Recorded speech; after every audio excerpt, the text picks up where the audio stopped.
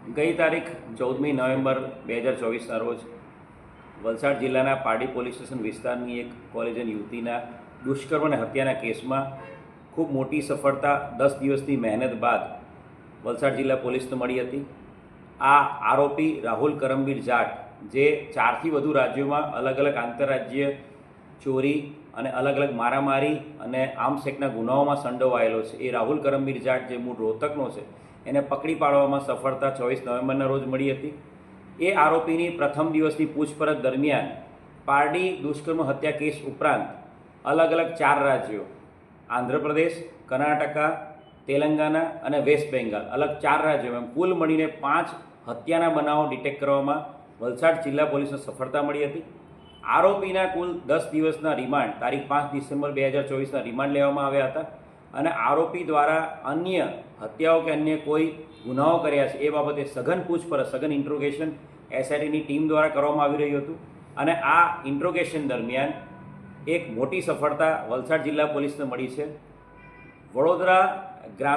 વડોદરા જિલ્લાના ડભોઈ વિસ્તારમાં ગઈ તારીખ 8મી જૂનના રોજ આ આરોપી છે, એ આરોપી પ્રતાપનગર રેલવે સ્ટેશનથી ટ્રેનમાં ચડ્યો હતો અને એની સાથે દિવ્યાંગ ડબ્બામાં મુસાફરી કરતા એક અલ્પદ્રષ્ટિ યુવાનને, જે વિઝ્યુઅલી ચેલેન્જ છે એવા વ્યક્તિ સાથે એણે વાતચીતમાં વિશ્વાસ કર્યો હતો અને લૂંટ કરવાના ઈરાદે 3 રેલવે સ્ટેશન પછી એને ઉતારી લીધો હતો અને એની સાથે એની જોડે લઈ જઈને જે પેટ્રોલ પંપ છે એની બાજુમાં નવી બનતી બિલ્ડિંગની દિવાલ પાછળ લઈ જઈને એનું ગળું દબાવીને એની હત્યા કરી નાખી હતી સાંકળ જેવી વસ્તુથી, અને ત્યારબાદ એનો મોબાઈલ અને એના પૈસા લઈને એ લૂંટીને ફરાર થઈ ગયો હતો. આ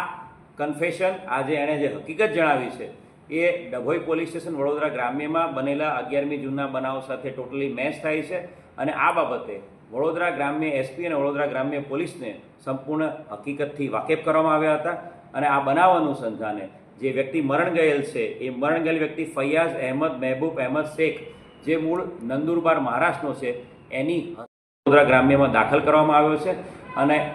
સિરિયલ કિલર દ્વારા કરવામાં આવેલા વધુ એક હત્યાના ગુનાને ડિટેક્ટ કરવામાં વલસાડ જિલ્લા પોલીસને સફળતા મળી છે. હજુ વધુ કોઈ ભેદ ઉકેલાવાની શક્યતા ખરી? આ આરોપી રાહુલ કરમબીર જાટ એ છેલ્લા 5 વર્ષમાં ઘણી બધી વખત જ્યુડિશિયલ કસ્ટડીમાં ગયો છે.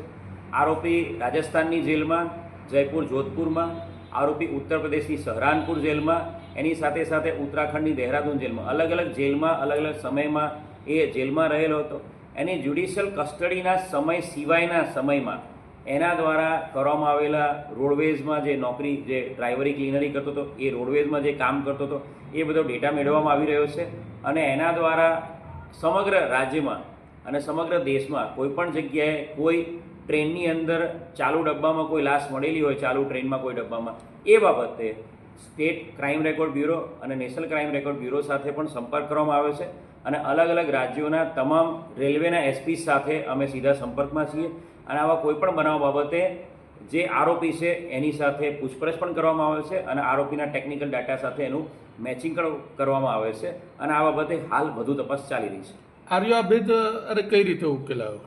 આરોપીની જે મૂવમેન્ટ છે, એ મૂવમેન્ટ ટેકનિકલ ડેટા આધારે અમને ખ્યાલ આવી હતી અને આરોપીની મૂવમેન્ટની સાથે સાથે